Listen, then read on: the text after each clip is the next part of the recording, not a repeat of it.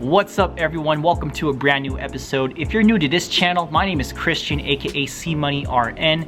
I'm a new graduate nurse based in Las Vegas, Nevada, currently in the process of applying to NP school. In this week's episode, I received a special request from my floor director to make a video on how to stay organized during a 12-hour shift. And so before I begin, let me start off by saying this. Everyone has their own methods, they have their own processes, their own flow. And as a day shift nurse, I'm gonna be speaking on the perspective of a day nurse, and the tips that I'm gonna provide is an accumulation of what worked best for me, as well as feedback I received from multiple people on the floor that I work with. So with that being said, let's begin. Tip number one, guys, is to arrive to work early. I cannot stress this enough. When it comes to arriving to work, the way I see it, there's two types of nurses. You got the nurses that come in about 15 to 30 minutes early like myself, and then you got the other nurses that arrive right before morning huddle or even during the middle of huddle during the actual roll call. I know things happen, guys, such as oversleeping, traffic, accidents, but let me tell you, arriving to work early puts you at a huge advantage during the hospital shift, and is also the professional thing to do. So when I arrive to work early, the first thing I like to do is I look at my patient assignment, who my CNA is, as well as which nurse I'll be receiving my report from. Knowing who will be receiving a report from sets the pace for your first hour of work, because sometimes your assignments can be divided up to multiple nurses. Let's say, for instance, I have two nurses, Dan and Becky. So Dan has 3 of my patients and Becky has 1. Who do you think I'm gonna be receiving a report from first? Ding, ding, ding, that's right. Becky with the good hair, because she only has 1. Second thing I do, guys, is I head straight to a computer to look up patient information. And if I have enough time, I like to look at all the medical history, but realistically, sometimes you don't have all that time in the world, especially if you're working on med-surg and you're dealing with up to 6 to 8 patients at a time. So I'm gonna tell you guys 4 pertinent pieces of information that I like to get written down on a piece of paper on my report sheet prior to starting my shift. And the following is this. Number 1, who is the attending doctor? 2, what is the medical diagnosis?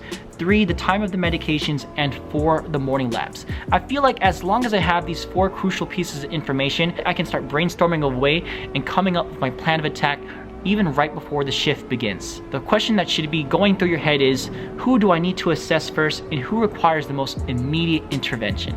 Let's take, for instance, we have a patient with heart failure who has a critical potassium of 2.8. Most likely, I'm gonna address that patient first, as opposed to a patient with pneumonia who is already on IV antibiotics and has a stable O2 saturation of 98% on 2 liters.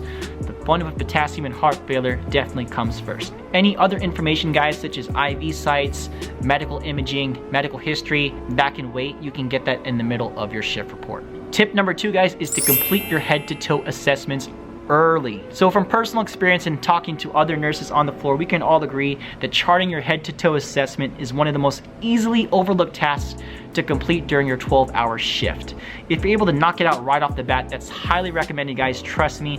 And doing so allows you to focus on more pertinent tasks at hand, such as your medication administration, communication with doctors and family members, as well as getting your discharges and your admissions completed. Another benefit of completing your head-to-toe assessments early is that it helps even get you a better picture of who you're dealing with and what needs to be prioritized. I feel like at the end of the day, guys, your head-to-toe assessment is the foundation of your entire shift. It sets the precedent for the entire day. Which meds do I need to give first? What orders do I need to ask the doctor for? Is my patient safe and ready for discharge? These are the types of questions that should be going through your head throughout the shift, and you can get a head start right off the bat if you do your head-to-toe assessment first. Tip number 3 is to plan out your medications. At the beginning of the shift, I like to have all my medication times written down so I know who gets their patient the soonest.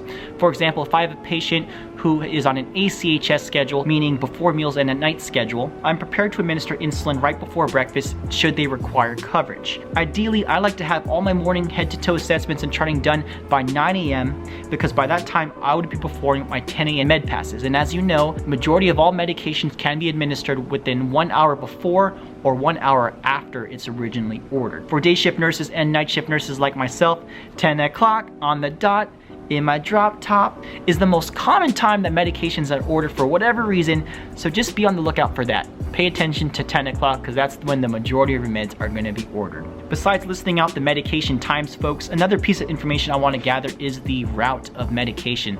Is the medication going to be given PO orally? Is it going to be ordered through the IV? Is it the NG tube? Is it the PEG tube? Knowing these pieces of information is also very important because it helps you prioritize which person I'm going to go see first. For me personally, I like to give the easiest medications, especially those that can take medications orally, all their meds in one gulp if you're lucky, because those med passes take the quickest.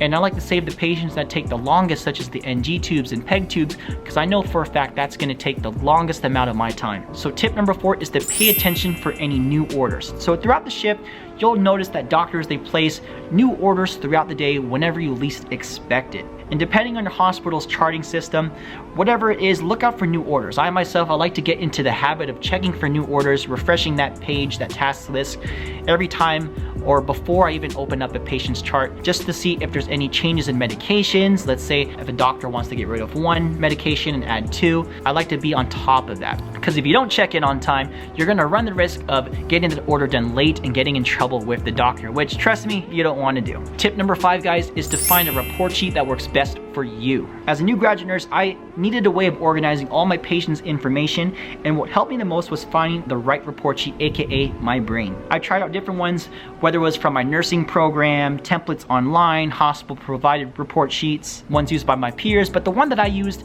is one that was given to my preceptor, and I found out that was the best one that worked for me. Also, something to keep note of is what type of learner are you? If you're a visual learner, maybe you want to have a report sheet with pictures on it. So my director, she mentioned to me when she was getting a report, she likes to have pictures on, especially the full body ones, where she can circle and put arrows on the areas of where the IV sites are located, and also where's the pain located and where is the chief complaint located. So if you're into visual learning, pictures is a good choice. If you're an auditory learner, I'd use a report sheet where you could circle words and phrases without having to write down everything word for word. If you want a step-by-step tutorial on how I record my shift reports, I'll include a link below to a previous video which I've done in the past. And then tip number 6, last but not least, guys, is to remain calm and don't be afraid to ask for help. Now, realistically, you can't be 100% organized, because as people say, things happen during the shift. You never know what happens. In the middle of your head-to-toe assessment or the middle of your chart, your patient's condition can deteriorate really quickly,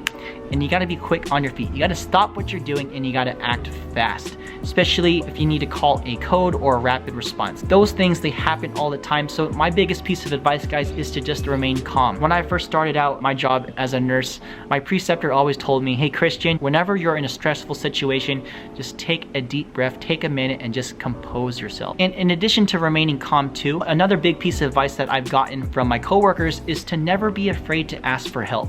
Because at the end of the day, folks, nursing is a team effort. It's not just you taking care of the patient. You have other nurses on the floor with you. You have a whole team. So when you're caught in a stressful situation and you have a bunch of tasks that need to be done, learn how to delegate, learn how to ask for help and speak up. Be like, hey, I need some help here. Can you do this for me? Can you do this for me? It goes a long way, and asking for help will make the biggest difference. All right, so in conclusion, guys, let's go through each and every one of these tips that I provided for you. Tip number 1, arriving early. Arriving early sets the precedent for the entire day, it sets the pace, and also helps you keep you organized, and so that way you kind of have a flow in your head right even before the shift starts. Tip number 2 is to complete your head-to-toe assessments early. If you get into the habit of doing this early on, you don't have to worry about it during the rest of the shift. Trust me, if you guys get your head-to-toe assessments done, then you have a better idea of what your patient needs and what they look like. Tip 3, plan out all your medications. So even before the shift starts, at least write down your med times if you don't have time looking at medical history, because writing out those med times will help you figure out which patients I need to see first, which patient requires their meds the soonest, and it helps give you guys a schedule of what you need to follow during the day. Tip number 4, pay attention to any new orders. New orders always happen out of the blue, so you gotta be on top. Get in the habit of refreshing your task list so you'll know that if there's a medication you need to withhold, or if there's any new additional orders that your doctors want you to start ASAP. Tip number 5, find a report sheet that works best for you. For any visual learners out there, try to use report sheets with pictures, and for any auditory learners out there, try to use report sheets which have some small words or phrases that you can circle so you don't have to write everything word for word. And last but not least, guys, like I said, to sum it all up, remain calm, keep composed, and don't be afraid to ask for help. So thank you guys so much for watching today's video. For any nurses that are struggling out there with staying organized, I hope this video helps you a lot. And if you haven't yet, please subscribe to this channel, hit that like button. And if you have any additional questions on how to stay organized, or if you have any suggestions for future content in future videos, feel free to leave a comment below and I'll address it as soon as I can. Thank you guys so much for watching. Until next time, take care.